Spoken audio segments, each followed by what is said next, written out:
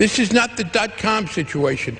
We have problems with people having invested in business plans for which there was no reality, and people building fiber optic cable for which there was no need.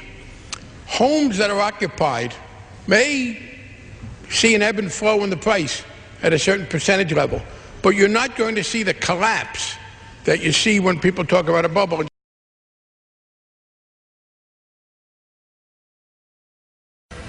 The Federal Reserve credit created during the last 8 months has not stimulated economic growth in technology or the industrial section, but a lot of it ended up in the expanding real estate bubble, churned by the $3.2 trillion of debt maintained by the GSEs, the government-sponsored agents, enterprises.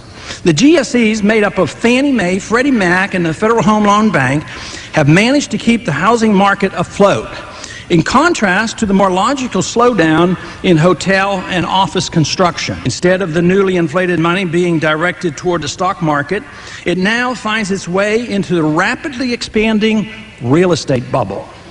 This too will burst, as all bubbles do. The Fed, the Congress, or even foreign investors can't prevent the collapse of this bubble, any more than the incestuous Japanese banks were able to keep the Japanese miracle of the 1980s going forever.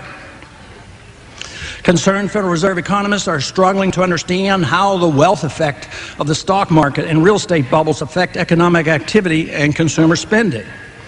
It should be no mystery, but it would be too much to expect the Fed to look to itself and its monetary policy for an explanation and assume responsibility for engineering the entire financial mess we're in. A lot of concern now has been expressed about the collapsing of this housing bubble. It's a shame that we had not talked about this 10 or 15 years ago, when many free market economists predicted it would come and worried about it and wished we could have prevented it.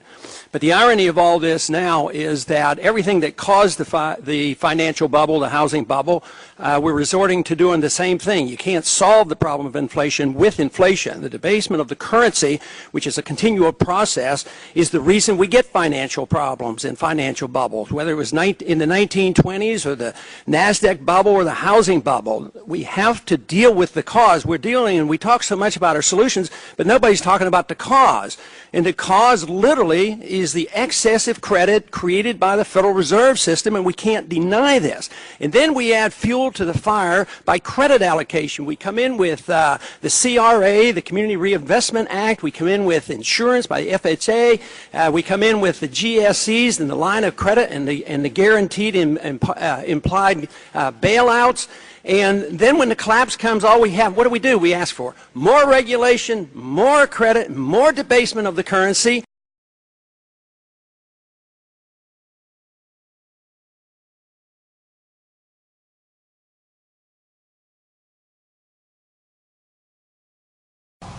In the 4 years since the inspectors left, intelligence reports show that Saddam Hussein has worked to rebuild his chemical and biological weapons stock, his missile delivery capability, and his nuclear program. He has also given aid, comfort, and sanctuary to terrorists, including al-Qaeda members. It is clear, however, that if left unchecked, Saddam Hussein will continue to increase his capacity to wage biological and chemical warfare and will keep trying to develop nuclear weapons. Should he succeed in that endeavor, he could alter the political and security landscape of the Middle East, which, as we know all too well, affects American security. This is a very difficult vote. This is probably the hardest decision I've ever had to make. Any vote that might lead to war should be hard, but I cast it with conviction.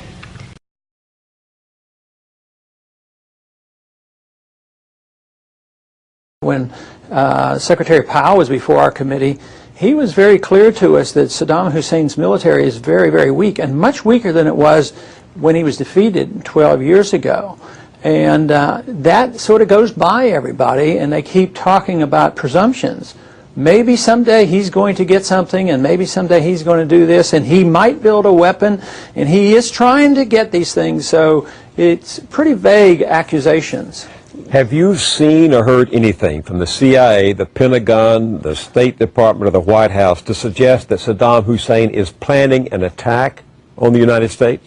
No, I see nothing imminent. He doesn't have an Air Force. He doesn't have a Navy. And he can't even shoot down he didn't shoot one of our airplanes down in 12 years, and his army is 1/3 it was 12 years ago. So, you know, this fiction that he's Hitler and he's about to take over the Middle East I think it's a stretch. You've been consistent in your conservative positions. You oppose abortion, you like low taxes, you want us back on the gold standard. What is your philosophical basis for opposing a war with Iraq?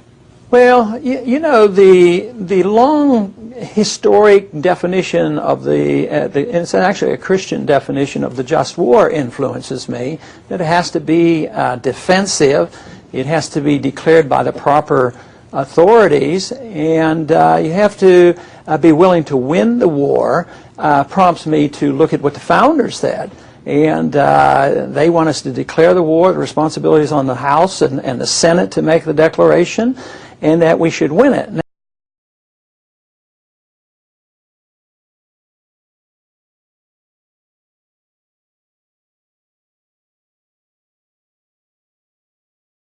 If you were president and you knew that bin Laden was in Pakistan, you knew where, would you have U.S. forces go in after him?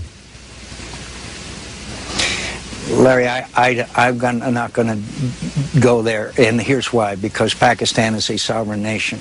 I think the Pakistanis want bin Laden out of their hair and out of their country, and is causing great difficulties in Pakistan.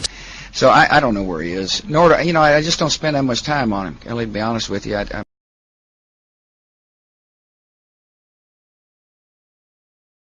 We gave the president authority to go into Afghanistan, and here we have Osama bin Laden in Pakistan. They have nuclear weapons, and we're giving them money.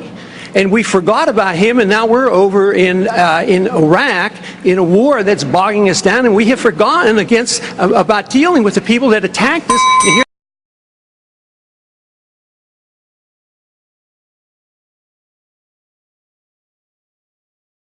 the Congress and the President will shift radically toward expanding the size and scope of the federal government. This will satisfy both the liberals and the conservatives. Military and police powers will grow, satisfying the conservatives. The welfare state, both domestic and international, will expand, satisfying the liberals. Both sides will endorse military adventurism overseas. This is the most important of my predictions. Policy changes could prevent all of the previous predictions from occurring. Unfortunately, that will not occur. In due course, the Constitution will continue to be steadily undermined and the American Republic further weakened. During the next decade, the American people will become poorer and less free, while they become more dependent on the government for economic security. The war will prove to be divisive, with emotions and hatred growing between the various factions and special interests that drive our policies in the Middle East. Agitation from more class warfare will succeed in dividing us domestically. And believe it or not, I expect lobbyists will thrive more than ever during the dangerous period of chaos. I have no timetable for these predictions, but just in case, keep them around and look at them in 5 to 10 years. Let's hope and pray that I'm wrong on all accounts. If so, I will be very pleased.